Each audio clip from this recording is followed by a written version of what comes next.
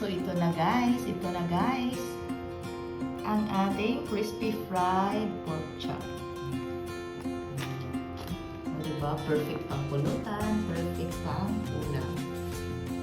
With mang tomas. Sarap. Sarap nito guys. Tingnan nyo. Diba? Well done.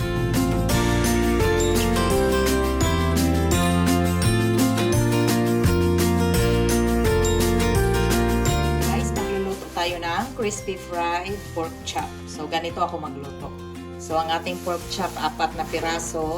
Makapal-kapal din ang ating pork chop. So, pakuluan natin ang ating pork chop.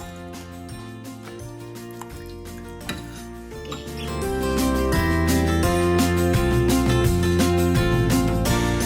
Peppercorn. Baby. So, pakuluan natin to ng mga 20 minutes.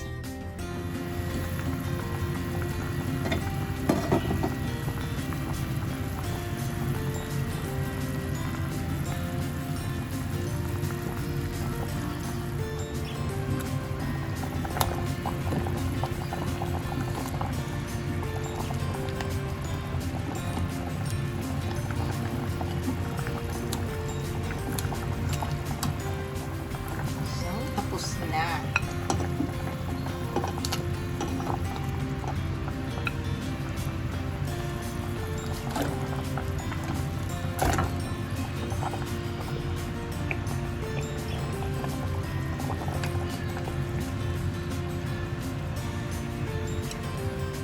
Salt and pepper.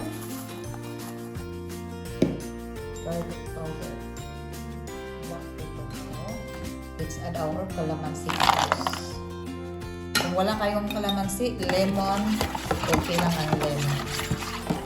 So, let's add our pork chop. Depende na sa inyo guys kung basta ganito ang style ko sa pagluto ng ating crispy fried pork chop. So, marinate natin to. So, mas matagal i-marinate, mas mabuti. Kasi yung lasa ng ating i-marinate is manunuot sa ating pork chop. Okay. So, leave this for at least 3 hours. Kung mas mahaba-haba, mas okay. So, maglagay ng maraming mantika. Kailangan maraming mantika ang gamitin. So guys, para ma-crispy lalo ang ating pork chop. So, mainit na ang ating mantika. Lagay natin ang ating pork chop.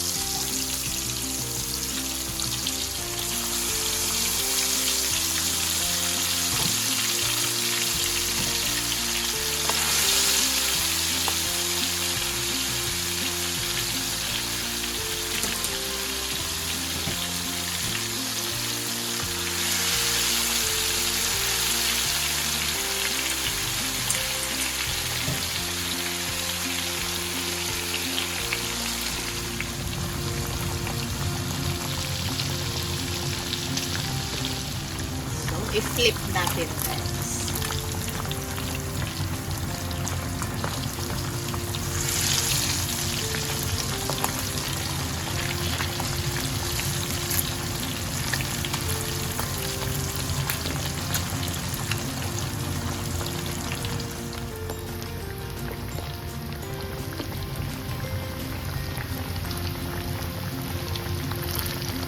So we're done.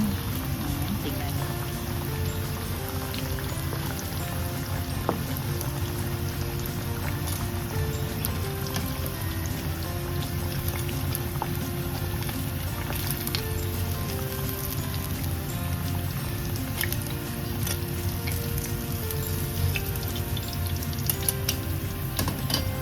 Okay.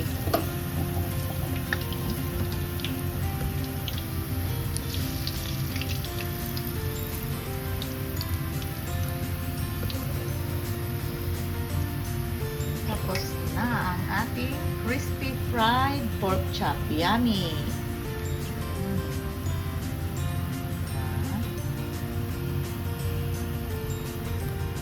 So, ito na guys, ang ating crispy fried pork chop. O, diba? Perfect pang pulutan, perfect pang ulam. With Mang Tomas. Sarap. Sarap nito guys. Tingnan nyo. Diba?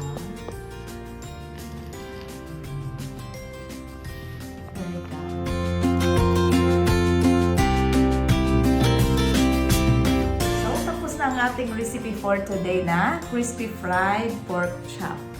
Tingnan nyo. Mouth-watering pork chop. Sarap to guys. Perfect ka-partner ng ating sauce na Mang Tomas. Pero kung wala kayong Mang Tomas, okay lang din yung maanghang na suka at sili, tuyo. Perfect pang pulutan, perfect pang ulam. So, kung bago lang kayo sa channel ko at kung gusto nyo ng mga simple, easy, and affordable recipes, just go to my YouTube channel, Kaka'EVAng Vlog.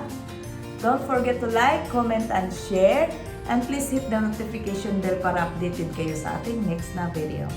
So, sa mga hindi pa nakapag-subscribe dyan, please don't forget to subscribe. And sa mga subscribers ko, thank you so much for subscribing and happy cooking! See you on my next video. God bless us all. Bye! Thank you for watching!